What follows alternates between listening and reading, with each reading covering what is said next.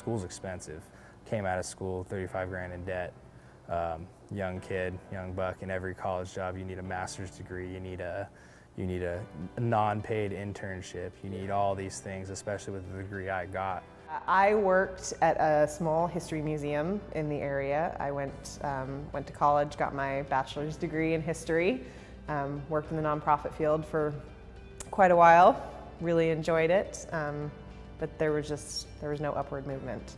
I was in car sales, I was in wireless sales, B2B, outside sales, things like that. So I did all sorts of different stuff in the sales world for probably about 11 plus years. There was never really any stability to it. I mean, you're always kind of one foot out the door in that kind of industry. I got my major in psychology and minors in business management. I wanted to be a police officer. That was my pathway that I thought I wanted.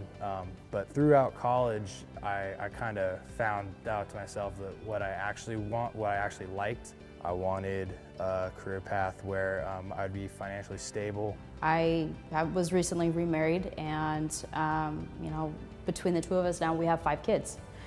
So being able to make sure that all my kids, all 5 of them, have the things that they need, be able to provide comfort for them. We bought a house over a year ago.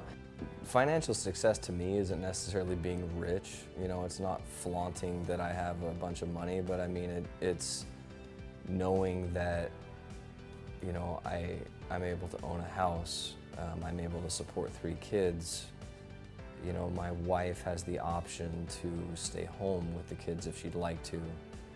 You know, we have food to eat, we have clothes to wear, we have furniture to put in this house, we have cars to drive. That's what success means to me.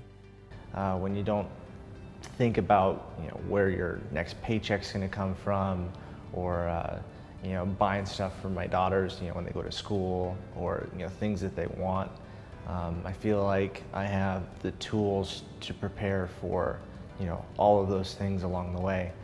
For me, it's more about enjoying what I do and loving what I do and waking up every morning and, you know, actually being excited and eager to go to work. You know, when it's Monday, I'm like, all right, you know, it's another week, another day. I don't wake up, you know, with the dreading, you know, going to work anymore. And for me, that's just something I've never felt before.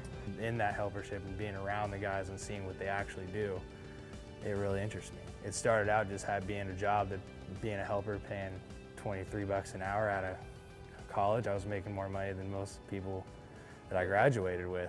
Having never been on a construction site in my entire life, it was a good way for me to kind of get my feet wet, and the journeymen that I was working with, and even some of the apprentices at the time, were really great at bringing me in and sort of teaching me what I was going to need to know. By the time all your friends are graduating college with a boatload of debt, you'll be making 6 figures with no debt.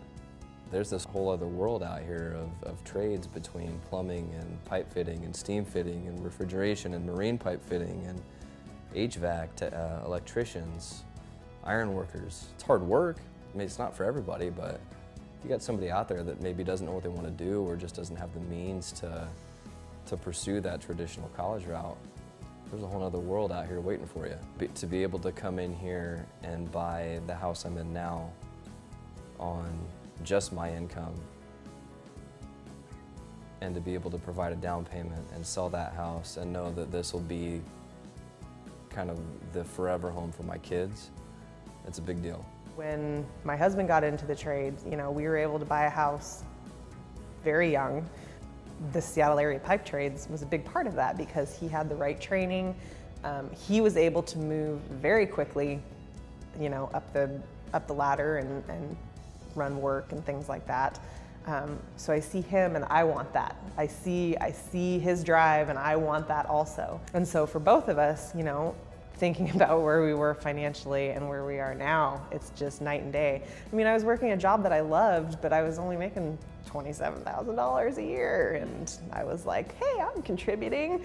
And now I just look at that and I'm like, oh my gosh, I can't believe that was okay with me. Like, that was my limit. And so, you know, financial success it's right around the corner. I've got 2 more years and then journey out and make the big bucks. Fine, like I make pretty good money. I make actually really good money for like a second-year apprentice. I've made more money than I've ever made in my whole life, and it's unreal.